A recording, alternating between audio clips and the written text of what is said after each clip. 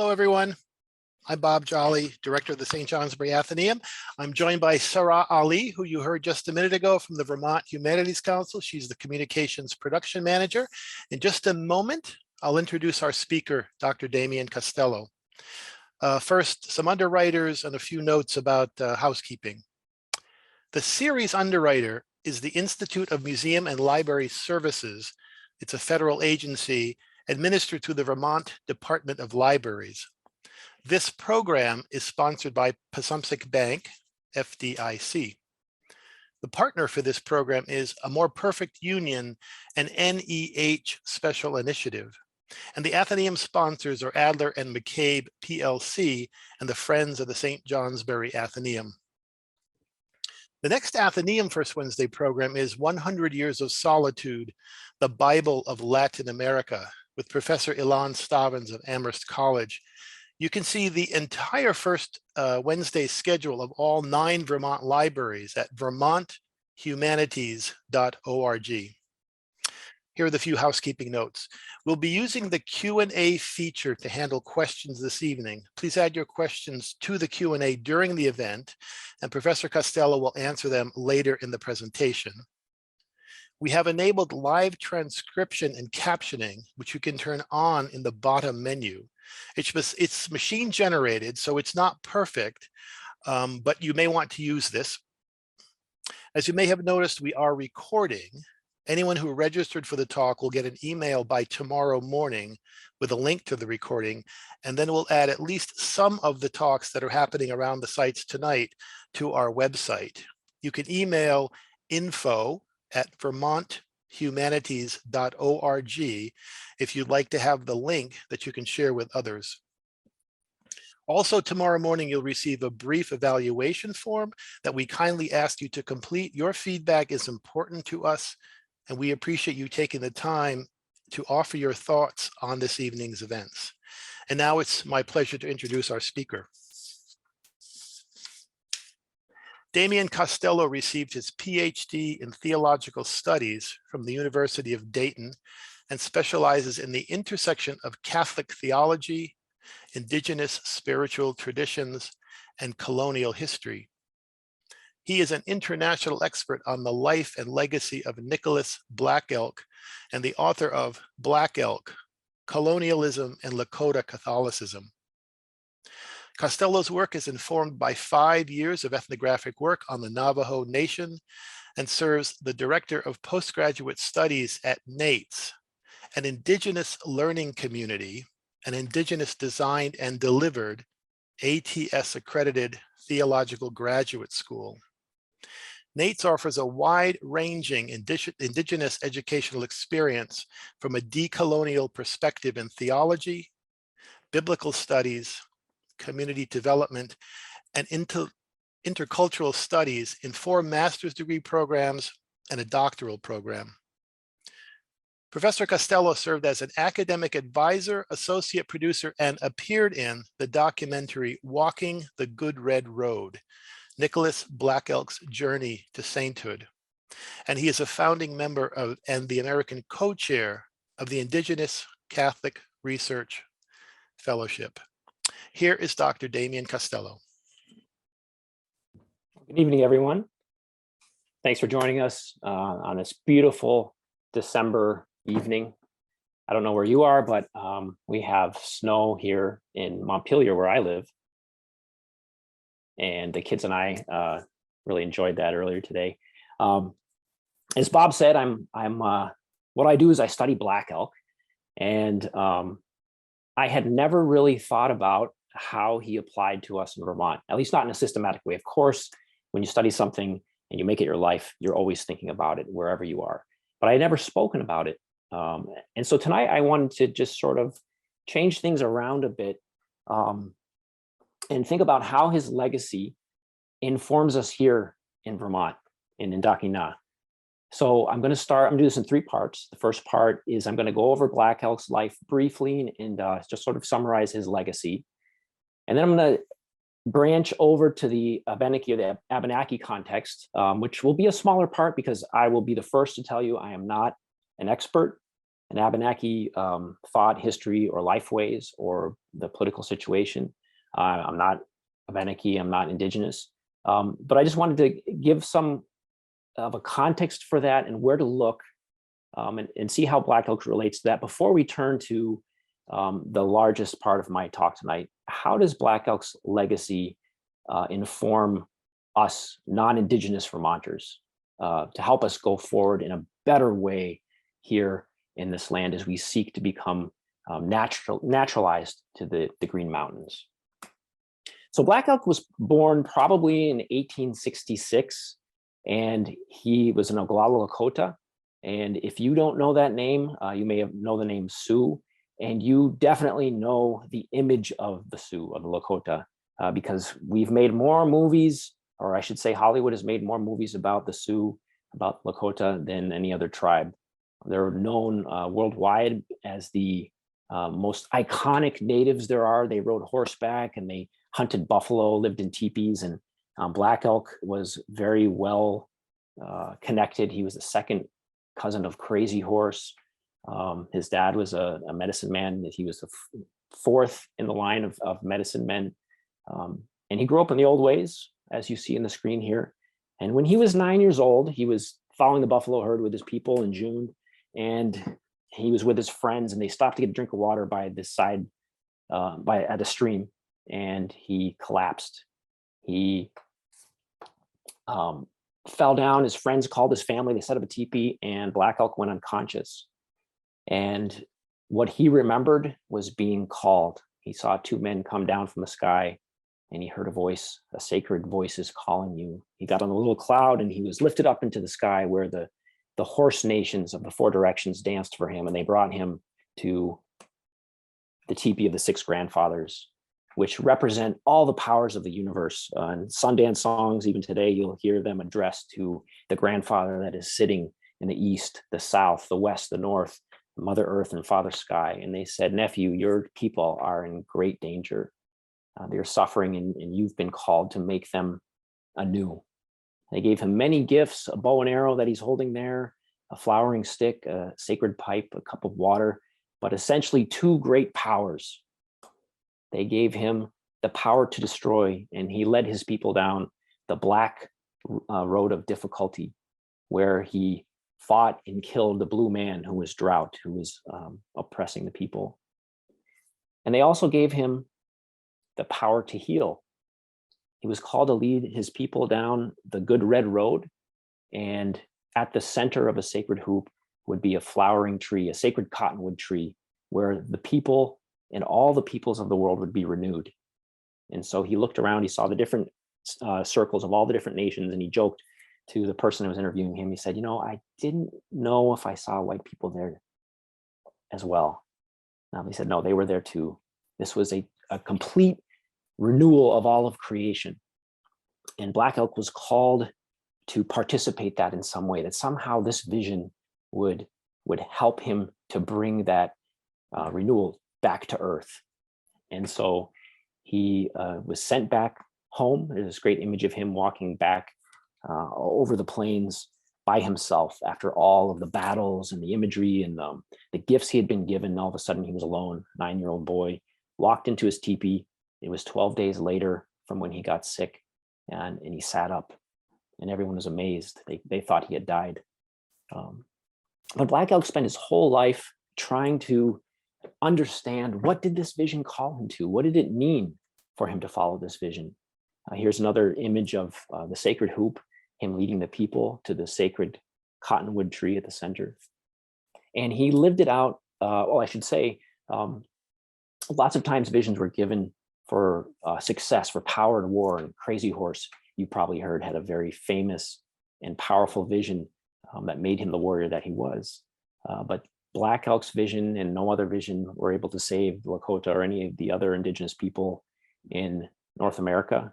Black Elk was at the massacre of Wounded Knee in 1890, only 4 days after Christmas, when 250 Lakota refugees were killed by the same regiment, Custer's regiment, that had been wiped out at the Battle of Little Bighorn, which Black Elk was also at. But this definitely meant that he would not be saving his people in sort of a militaristic way, or that he was going to be able to stop this new world that was embracing indigenous peoples across the globe. The modern world, for better or worse, was here to stay.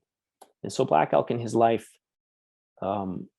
discerned three different roles that he lived out somewhat simultaneously to fulfill his vision. He was, like most people who are given visions like this, he practiced traditional healing. And you'll see on your left side of the screen here, him later in life demonstrating that. But basically saying over patients, a very, very important part of Lakota culture, and one that was persecuted by the reservation system, all levels, everything from the government, the education system, to the churches that were there to enforce government policy. He also became a Catholic preacher, which is a bit counterintuitive, I think, for most of us, because all churches were part of the government program to erase Native culture. But we won't get into this here, but in the various denominations, many people like Black Elk engaged the church communities as a space of real spiritual agency and a place to lead the people when other avenues were cut off. And then finally, he was a cultural revivalist. He passed on his vision to John Neihart. You see in the bottom picture there, which was unprecedented. It was recorded in Black Elk Speaks, a very, very good book, a classic. And if you have the opportunity, I highly recommend that you read it. And then later in life, the Sacred Pipe, this was 2 years before his death. He died in 1950. He gave a summary of the 7 sacred rites of the Lakota. So if you're interested in the Sundance or the Vision Quest or the Sweat Lodge, that's the book that you would go to learn more about that. And he's also known, you'll often hear in Native circles, he's attributed with a 7th generation prophecy that the 7th generation would be the one that would rise up out of this persecution and would restore its culture, would thrive, that what Black Elk saw in his vision would come to pass in the 7th generation. And this particular project, the Red Road Project, which seeks to record stories and images of Native resilience, this is their assessment of Black Elk's vision and what they think it is happening in the 7th generation. Most people think that this is now the 7th generation, and there are lots of great things happening across Indian country. And Black Elk in 2016 had these 2 very different but events that had a global importance that brought him new attention. He had always been sort of one of the leading figures in Native American revival. His books were called the Bibles of Native American renewal in the 60s and 70s. But in 2016, the highest peak in the Black Hills, what was known as Harney Peak, was changed to Black Elk Peak. And also the cause for his canonization, the Catholic Church, started. And that brought his legacy and his witness to a lot of people who had never really heard of him before, or had not thought of him as a leader outside of the Lakota people.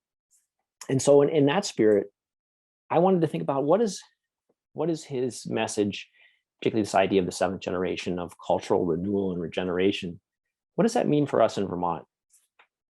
How does that apply to us? And I think most of us would rightly think, the first thing we think is, okay, how does it apply to the Abenaki people, the Abenaki here in Indakina?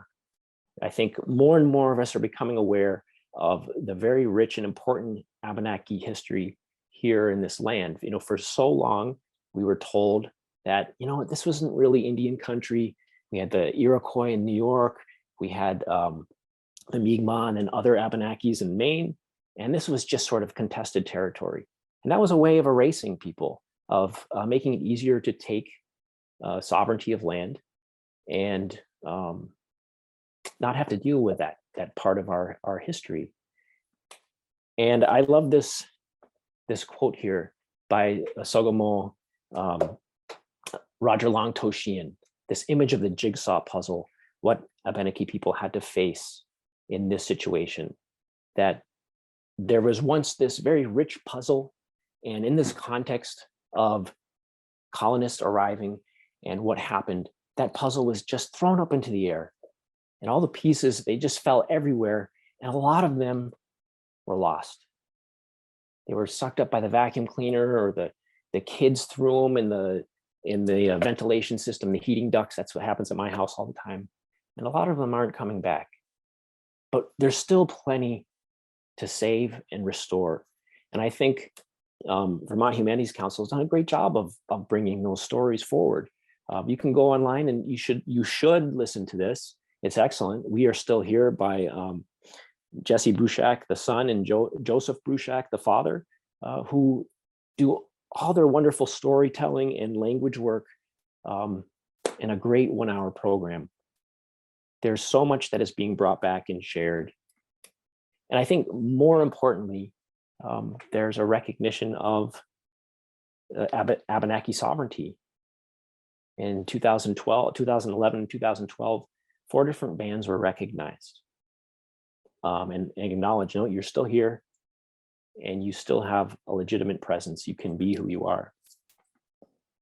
Now, I think it's really important that this should just be a starting point for us to go out and search these out. Let the Abenaki people tell these stories. Hopefully I'm just pointing to you, where you can look, where you can find some things to start. Yeah, I'm sure many of you have already learned a lot about this and seen these, but continue to do that. So I want us to think about, how does this apply to non-Native Vermont? Black Elk's message of cultural restoration and regeneration. I think there's a lot of us who hear about the Abenaki story and Abenaki people, and we say, well, that's fine. That's not really relevant to me. Or maybe even are hostile to it, somehow feel that Abenaki presence is somehow at our expense, that their recognition will mean that we're going to lose something in the process. Or, if we do see it as something positive, it's something that's for Abenaki people, but we're really just sort of thinking about how we're finally going to let the Abenaki fit into our society. We're thinking of a story of finally achieving a rightful place in our society, which is important and has to happen. But what if we flip this around? This perspective. Instead of, all right, in addition to looking, how can we make the right spaces for Abenaki people to be who they are and be a part of our society in their fullness, what if we thought about, how as non-Native Vermonters do we fit into Indakina? What if we thought about, how do we become naturalized to Abenaki territory? And what do Abenaki lifeways have to say to us?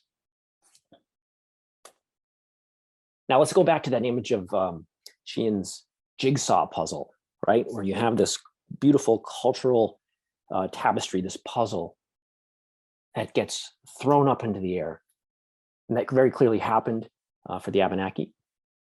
But I think we don't recognize that if we think of our ancestors, that happened to us as well. I mean, everybody who's not indigenous to this place came from somewhere else. And the very act of migration means that you sever the ties you had with the place your family was from. And that can be moving across, the Atlantic Ocean or the Pacific Ocean to come to a new land, or it can just be moving to an urban environment and transitioning into an industrial economy, and then becoming part of an increasingly technological world. I don't think that we recognize that this is the reality for a lot of us, even in the last couple generations. We can all think about where we come from, and there's lots of examples in Vermont of different groups that we all come from. More recently, Congolese, Nepalese people, Bosnian. But I happen to pick an example that is very similar to, I think, in a lot of ways, to the Abenaki situation.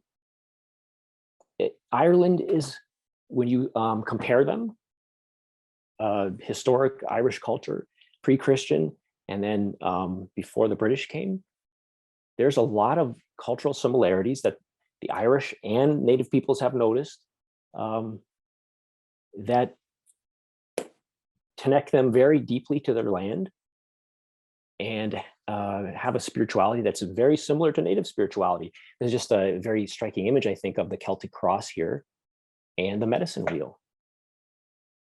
The same sort of imagery. So I think if we look at it from that perspective, what our ancestors have gone through in migrating and coming to a new place and all the different cultural changes we've experienced, we arguably, from an Abenaki perspective, have a bigger mess. We've undergone really radical cultural change, and we don't really recognize it in its fullness. So at some point, if we just take the Irish example of the pre-Christian Irish and then the pre-British Irish, they eventually started to adopt and were forced to adopt a modern ontology, a very fancy word, but just a modern perspective that thrived from, say, the 1700s to 1900, more or less, from an academic perspective, but it still informs our world very radically today. We are told constantly in our way of knowing to break things down into little pieces, right? We look at the world and we see, oh, there's little atoms that make up everything. And then those atoms are divided into even smaller parts. And we look at the different life forms around us and we say, we're all made of the same stuff, right? We're all made of carbon and we have water in us, oxygen, all those different things, but we have different insides. We humans, and this is traditionally, we've changed a lot, but we still have this vestiges in us where we look at ourselves and say, we've got that special stuff inside us. You may say you have a soul or a spirit. And we look at other life forms and with decreasing value, right? Animals have something in them, but not what we have. Plants, they're barely alive, or they don't really have any sort of spirit or soul within them. And then rocks, of course, are just empty matter, which means we don't really have a very substantive connection to the land. And we can basically do what we want with it. It's raw material for us to shape how we want to. And if we look at Vermont, I didn't realize this growing up because I grew up in the 80s and 90s, which was the land had recovered quite a bit by then. But we really shaved the land, essentially. I live in Montpelier, actually. I live right up next to Hubbard Park, which is the hill behind the Capitol building there. That was all completely deforested. In fact, 80% of Vermont was deforested in the 1900s. We cut everything down and changed the land very radically, which is representative, if you go back to this, of how we see the world. Now, I think Black Elk, this is one of the important things about his work and our interest in Indigenous ways of knowing, is that it flips this around, where we look historically, we've been trained to look out at the world and we say, okay, we're all the same stuff, but we have different insides. Indigenous peoples tend to do the opposite. They will look out at the world and say, well, me and these different animals, we have different skins, but it's the insides that are the same. These different nations, the plant nations, the four-leggeds, the wingeds, they form different nations of people with which you form relationships based on reciprocity. So in the case of Black Elk, the buffalo, the most important animal species for them as a people, required the yearly sun dance, week-long ceremony with very high levels of sacrifice to form a relationship, to give one's blood, to give human blood, so that the buffalo would respond. They would respond in relationship and give themselves so that the people could live. And that way of looking at the world, that way of enacting relationship, radically connects you to everything around you as relatives, particularly the land. Now, we don't have a lot of time to spend on this.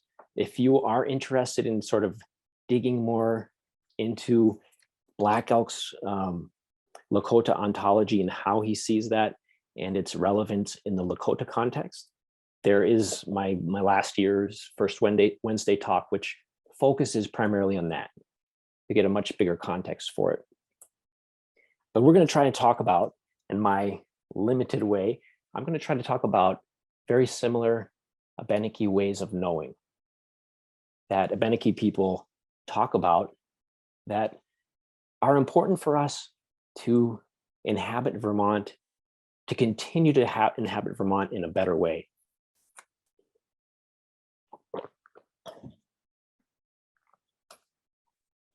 And I'm sure at least some of you, maybe all of you, have heard the wonderful work of Melody Walker. She's Elnu Abenaki and has done a lot of work for the Vermont Humanities Council, among other organizations. And she uses a great example of how that relational connection to the world around us is embodied in the Abenaki way. And so you've probably heard that Abenaki means people of the Dawnland. And one of the practices is welcoming the sun every morning.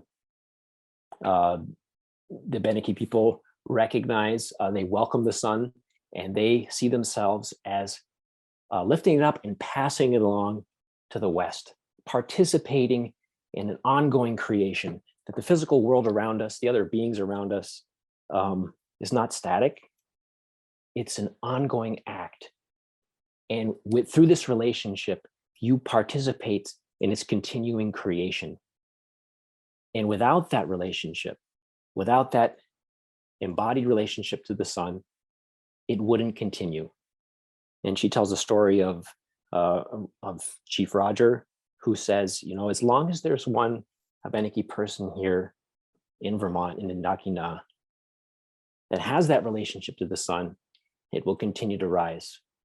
And I think that's a beautiful way of helping to make sense of a lot of tragedy, centuries of tragedy, but a continued presence. Rich Holshoe, he's the, I think, spokesperson for the Elnu tribe, Elnu Abenaki, and he does a lot of work with the language. And this is one great example that he does a much better job than I of explaining how this relational quality is embodied in the Abenaki language. When we ask where we're from, we respond by just saying a location. I'm from Montpelier. In Abenaki, the way that is said is you say, I am Montpelier. And that would be a physical part of the landscape. So Rich is from Brattleboro, and the name is Wantastigok, which is the mountain across from the Connecticut River. And so you would say, I am Wantastigok. You embody a deep relationship to the land when you express where you're from in Abenaki. And they are partnering, Rich and Melody are partnering in this new organization, grassroots organization, Atui, which is a way of expressing presence in the world, together in space and time. And it's a place where they hope to engage the broader community in this sort of perspective, this way of being in the land and being connected to it. And I think they're one way of expressing how they're trying to live out their mission is the way that Dr. Robin Wall Kimmerer expressed this in her very, very important book, very remarkable book, in that it came out in 2014, and it was only last year that it hit the New York Times bestseller list. People have been reading it. They go to the bookstore. She said this. She's heard this a number of times. They get her book, they read it, and then they go back to the same bookstore and get 4 or 5 copies. They say, my friends have to read this too. This really changes how I see myself living on the land. And her story is remarkable. She was trained as a classical botanist from the Western scientific method. And she was always told that she couldn't look at it from a native way as well. She couldn't bring that into her science. And she spent her career fighting to bring indigenous ways of knowing within the scientific method, bringing those two things together so that they can both help us to seeing with 2 eyes, one eye from an indigenous perspective and one from a Western perspective. And I love the way she captures this invitation to non-indigenous people to inhabit the land in a new and better way. She uses the example of the broadleaf plantain, which is a plant I know you all know. I can remember this as a kid. It was always growing on my driveway at home in the cracks. It's not native to North America. It's from Europe and Asia.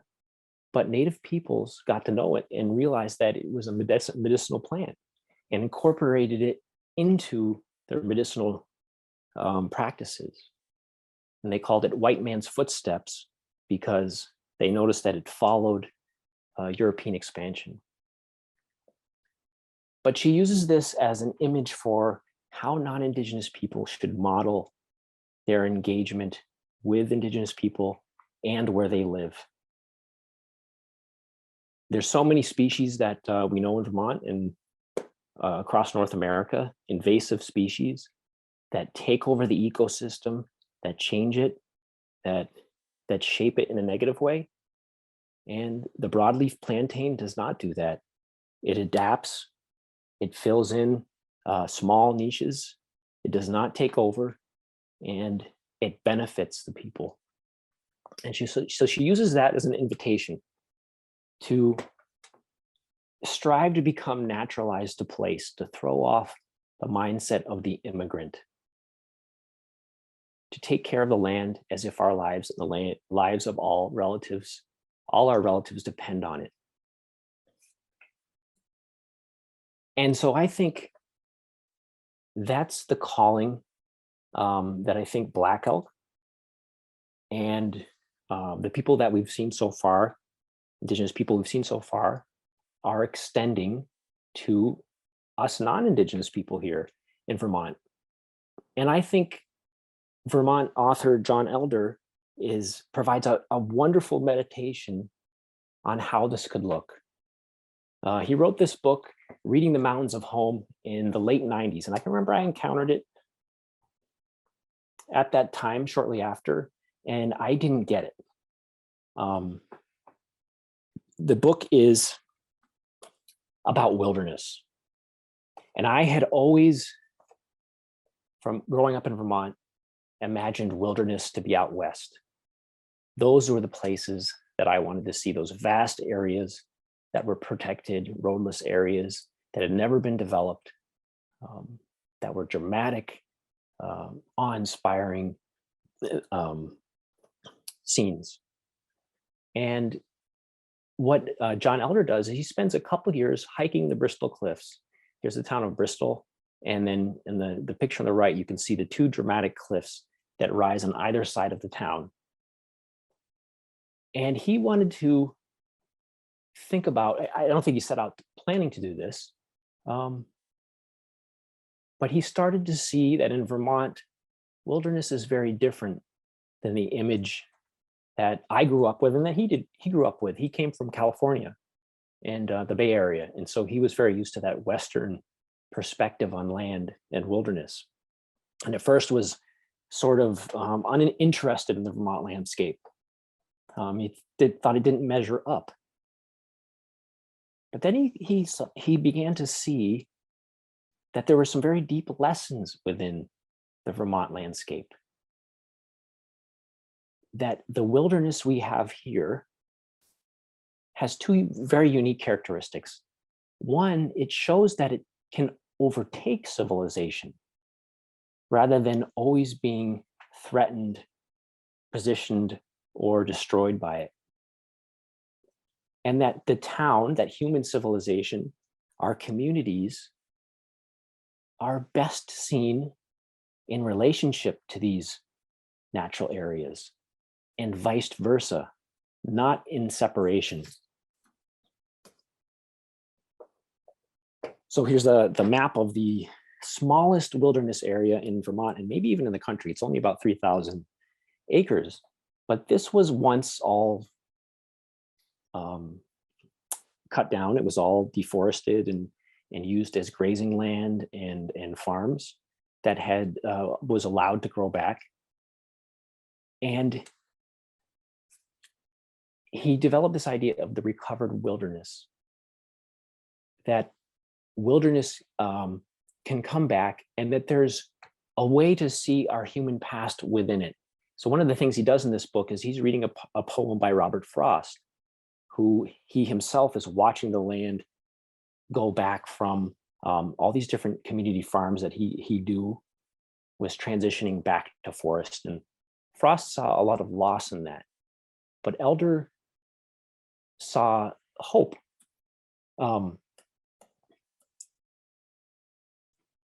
His meditation allowed him to think about how can we see our human culture infuse our relationship with the natural world. And I guess I should go here. That picks up an idea that most of us in the Western context are surprised by, that the indigenous perspective on land and other species is that they can benefit from humans, that a proper relationship between human communities and natural communities allows both to thrive in a better way. And the image that structures Kimmerer's book in Braiding Sweetgrass, the species sweetgrass, is a perfect example. Sweetgrass communities are found in North America closest to native communities because they thrive when they're harvested and cared for as a relative. If you don't harvest sweetgrass, it tends to choke itself out and other species move in and it gradually diminishes. When it's harvested, it grows better and thicker and expands.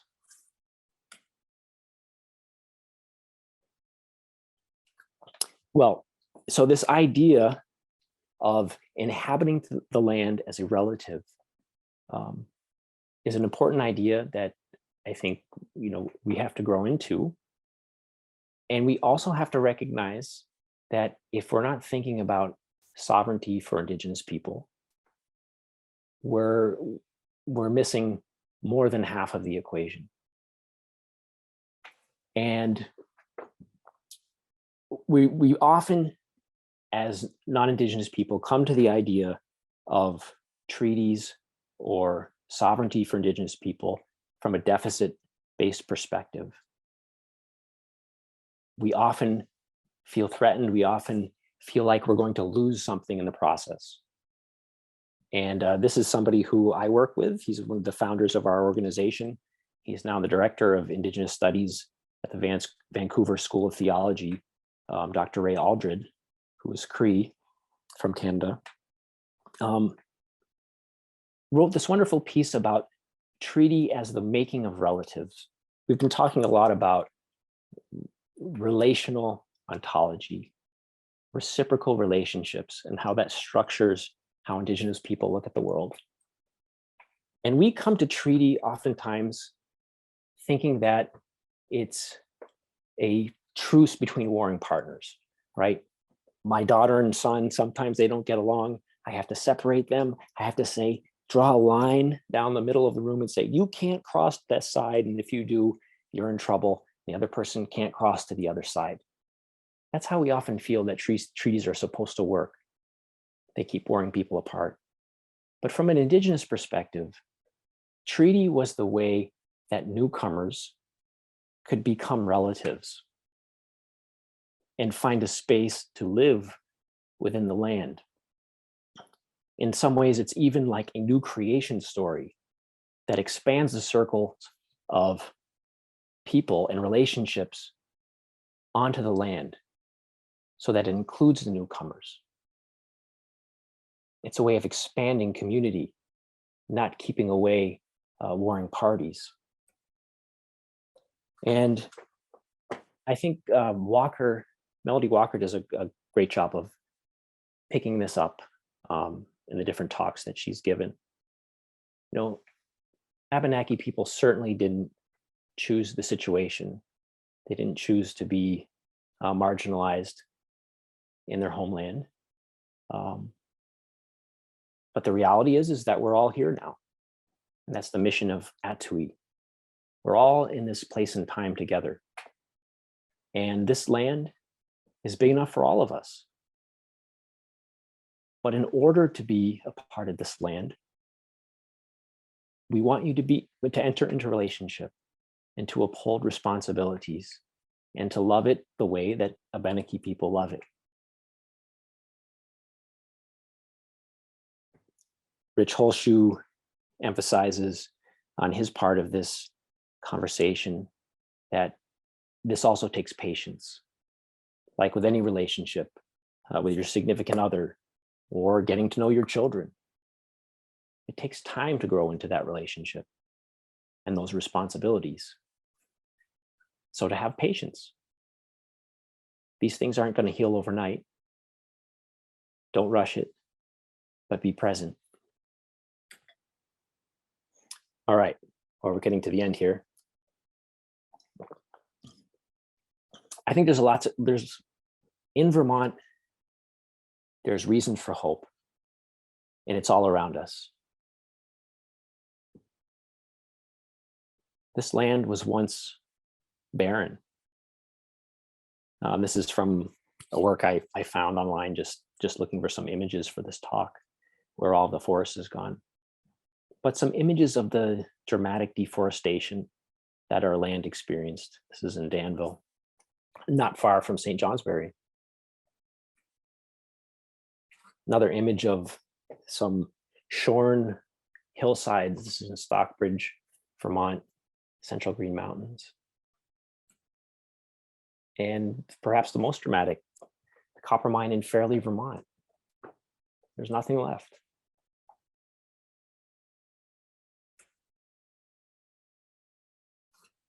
But in 100 years, the situation is flipped.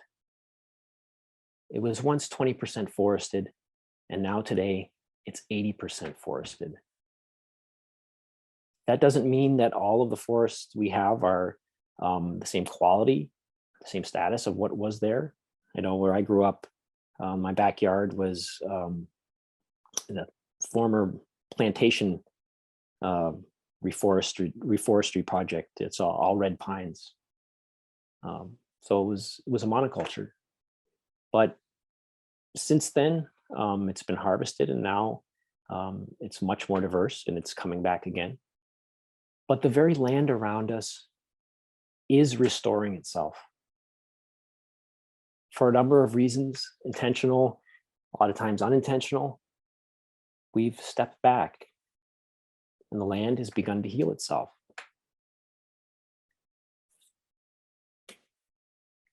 And I think that we can as well. I've always loved Sabra Field, her prints. You see them in the beautiful calendar that comes out every year. And I think her artwork does such a wonderful job of getting what John Elder meditated on in his work. This possible unity of human culture and recovered wilderness, of the land and people growing towards each other in a better way.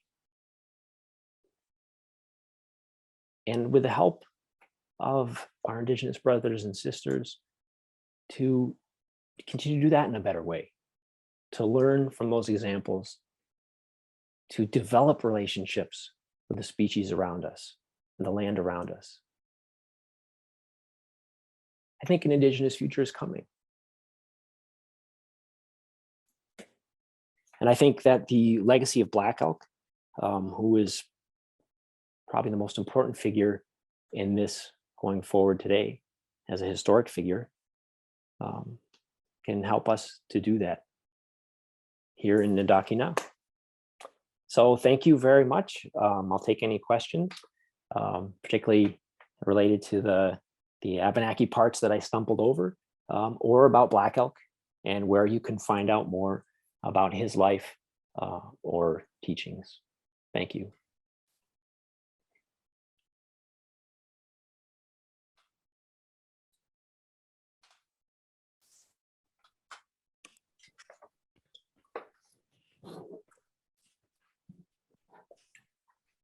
Thank you, Damian. That was very, very lovely. Bob and I will take turns with the Q&A here. I see that we already have a question. Dory J says, really wonderful presentation. Who, by the way, who painted the slides in the early part of your talk, Damian? Great little historical detail. It's Stephen Standing Bear, who was a neighbor of Black Elk's on the Pine Ridge Reservation in Manderson. He went over in the Wild West show as well. He wasn't the same year as Black Elk. They both fell in love in Europe. Black Elk with a French girl, and he talked about bringing her back, but it didn't work out. But Stephen Standing Bear brought his Austrian girlfriend back and married her, and she became a pillar of the Manderson community and a real partner in the Lakota transition to the quote unquote modern world. And a great little rabbit trail, one of the most prominent Lakota artists today, Arthur Amiot, is Stephen Standing Bear's great grandson. And he's got some great stuff that sort of brings these different strands of the reservation together in his artwork.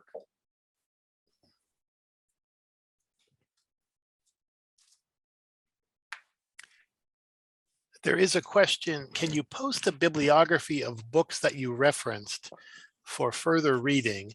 And before you answer, I'll just say to anyone who's near the Athenaeum and can get here to check out things we have Professor Costello's book, Black Elk, Colonialism and Lakota Catholicism.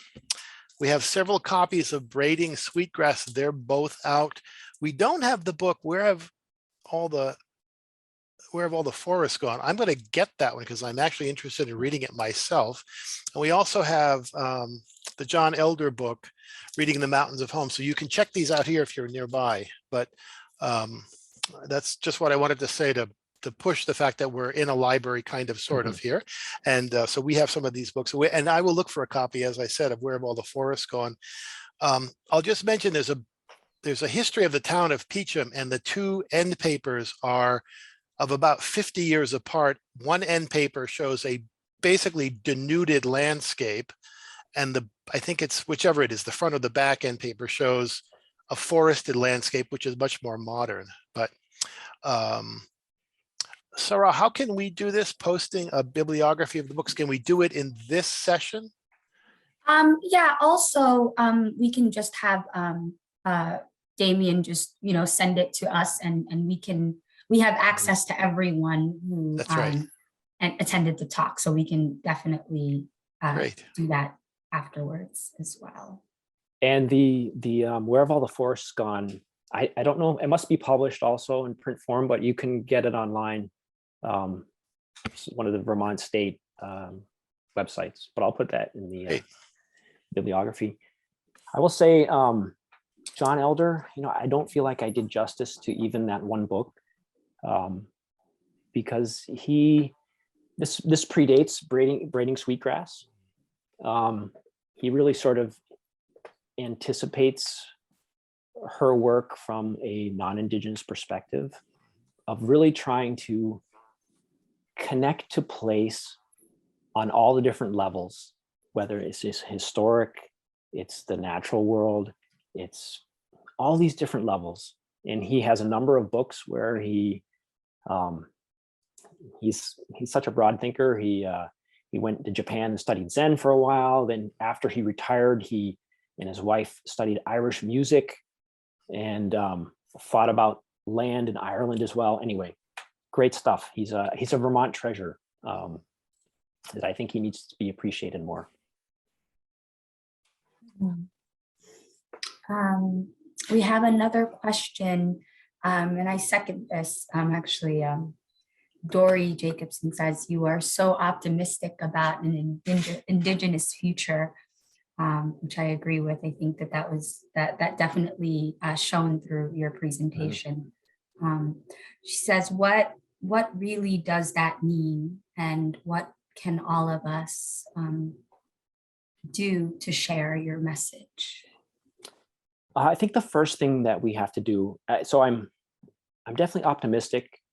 I think there's things happening that really haven't happened before. And unfortunately, part of it is starting to understand just the layers of trauma and tragedy that structure Indigenous communities and our communities as well in this story, right? The discovery of unmarked graves in Canada this summer. I don't know if you're all familiar with that, but I know working in Canada with my organization, how deeply that has opened up wounds in Indigenous communities and caused non-Indigenous people to say, wait a minute, I could dismiss this in the past, but this is real to me in a new way and has to be taken seriously. But I think the first thing that we have to do is to Indigenous people have to believe that this matters to us, right? We may not have all the answers. We may stumble at times trying to articulate the right way to engage this. We may not know where to turn, but we have to know that this matters, and they have to know that it matters for us. I think, well, there's two things. I think we have to take Indigenous sovereignty seriously. I mean, we get caught up in questions of, well, how Indian are these people anyway, right? Which is, when you think about it, an amazing trick. If someone takes your house away, it doesn't matter what ethnicity you are, you have title to it. It doesn't matter who your kids marry, or their kids, it's still your house.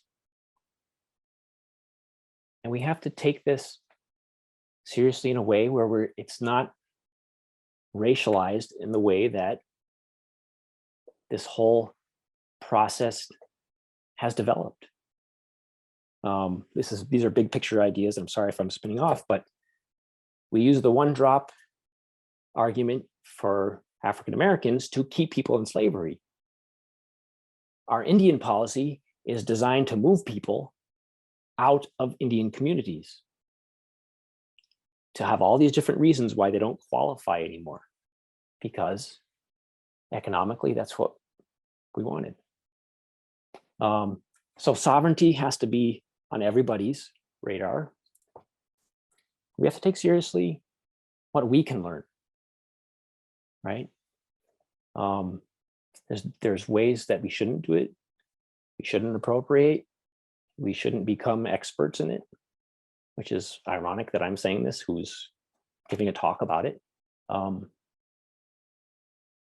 there's a lot that we can learn that can shape how we inhabit this place and become better stewards of where we are.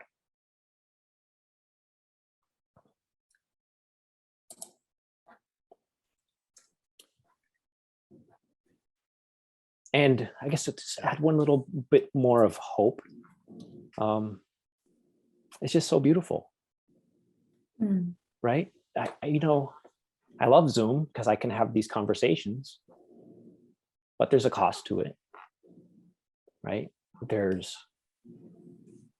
a lack of authenticity, and indigenous cultures and traditional cultures of all kinds root you in the world in a real, healthy, life-giving way.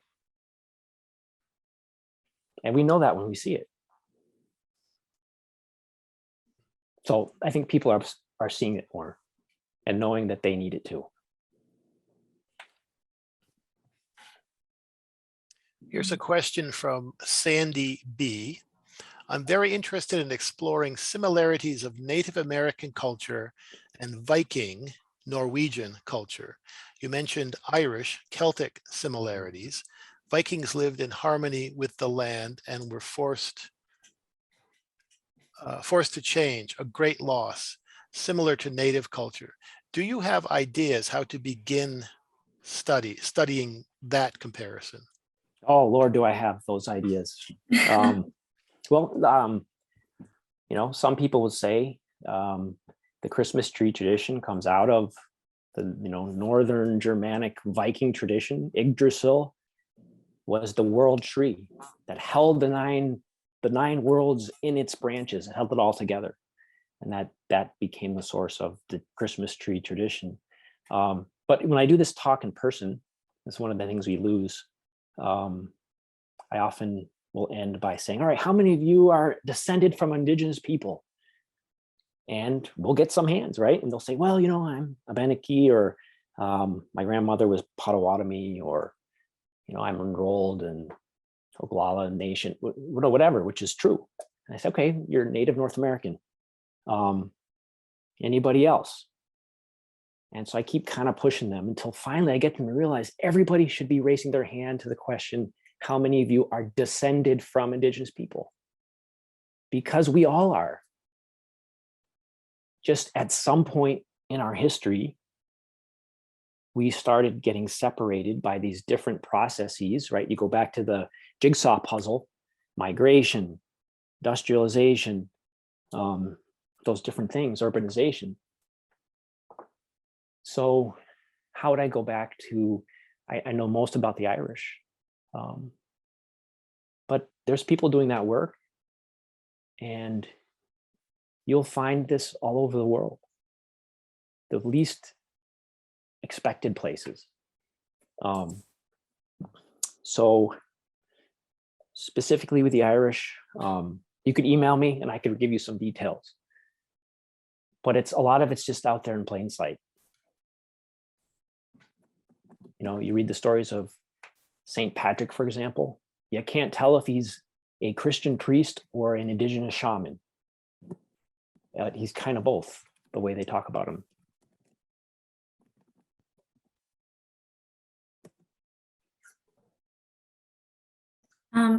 Thank you for that question, Damian, that answer. I just wanted to get to some earlier questions that came in through the question and answer feature.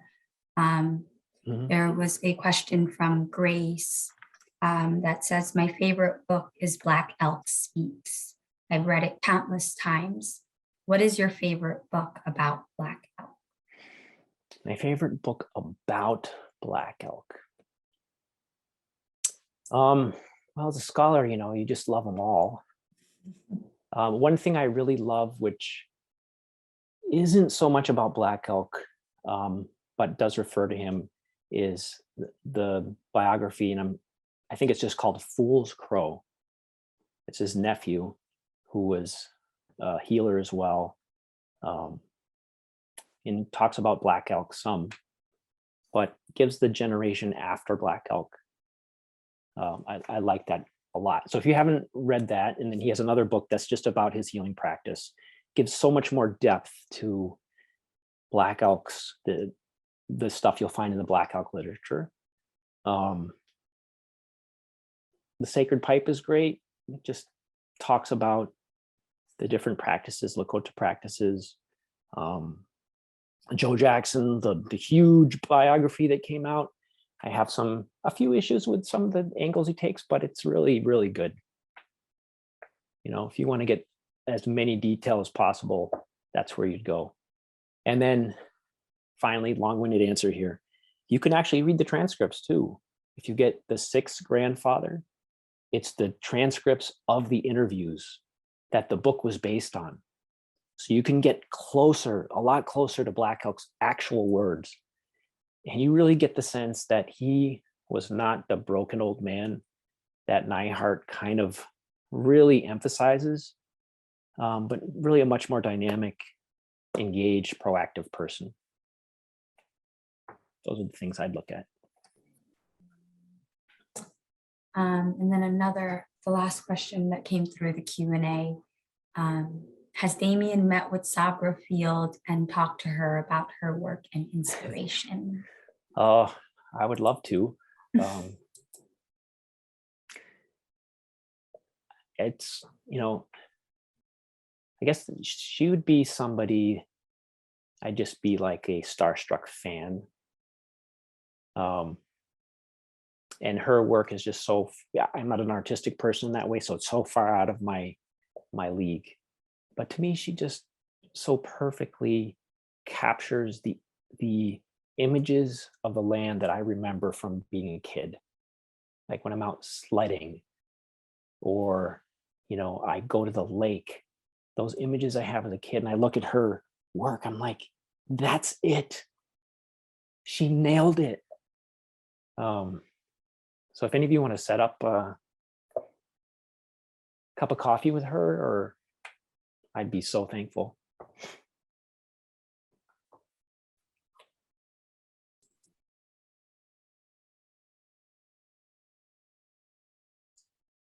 Lots of people in the chat are thanking you for your presentation. I am thanking you.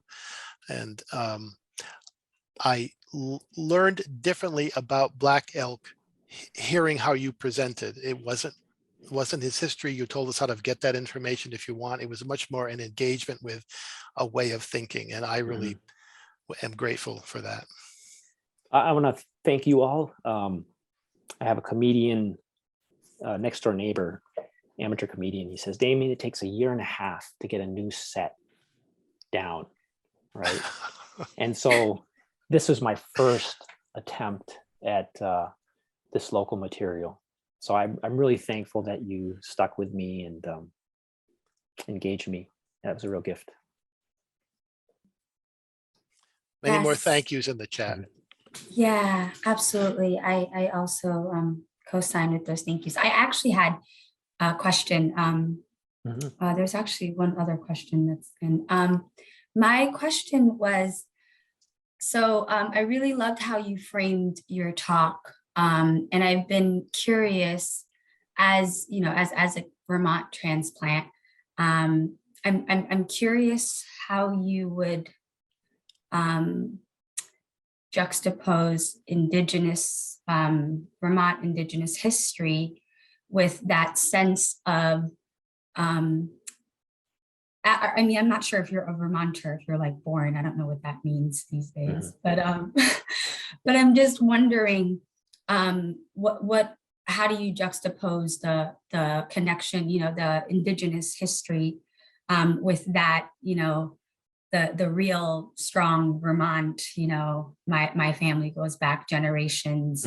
How do those two, and can those two, or are those two in conflict with one another? And if so, what is a more thoughtful and I guess relevant way to? Oh, I love that question. It's something I want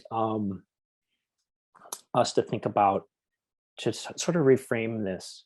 I was born here, but I'm not considered a real Vermonter by a lot of standards.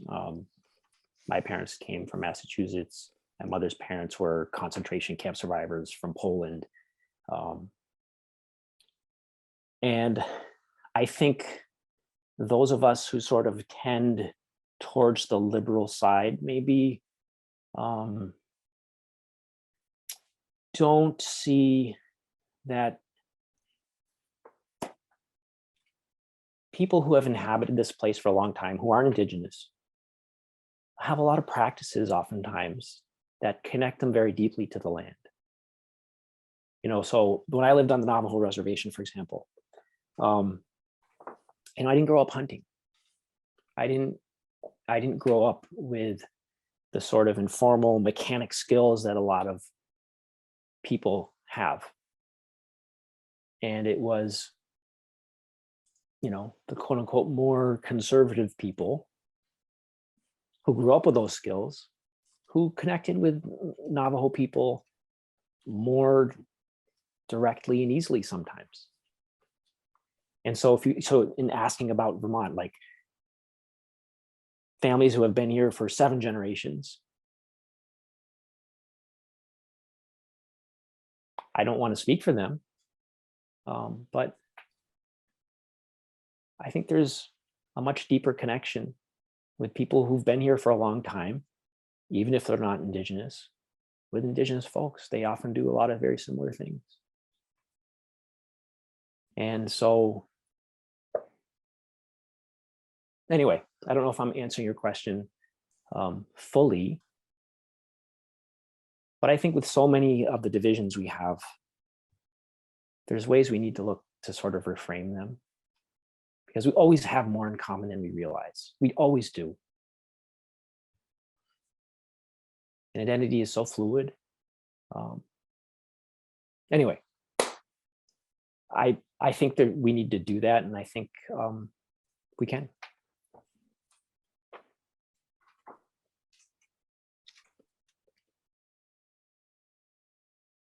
Zara, I see your note, but I don't see the question. Oh, yeah, thank you for that. It's a hard question, so thank you. Yeah, there was someone who had, after thank you for the presentation, asked, what is your definition of wilderness, which is such an incredible question. Mm. I can go on for hours, but I think we can end with that. Okay. But yes. So my definition of wilderness would be through John Elder, but then also through really Indigenous folks would be like, there really is no such thing. We created it. We're sort of the first people to say, all right, here's a piece of land where nobody can go in it and you can't do anything, and it's got to stay exactly the same, because if we go near it, it's going to break. Because of course we have broken a lot of land. But for Indigenous people, there's no wilderness. It's all part of the land that you inhabit, that you form a relationship with, and that you take care of. And then it takes care of you. And so to end, if we somehow got to a point where we no longer talked about wilderness because we took care of the land in such a good way, and there was land that was allowed to stay how it was, we wouldn't even have to think about it anymore. So I would end with, wilderness is that which I hope we will one day grow out of, because we've learned to live in the right way. Lovely. Lovely. Well, thank you so much. Thank you everyone for coming to this night's talk. It was really lovely sharing this evening with you all. And feel free to hit us up on info@VermontHumanities if you have any questions about the presentation or would like any more information. Damian, thank you so much. It was incredible. Thank you. And Bob, thank you so much as well.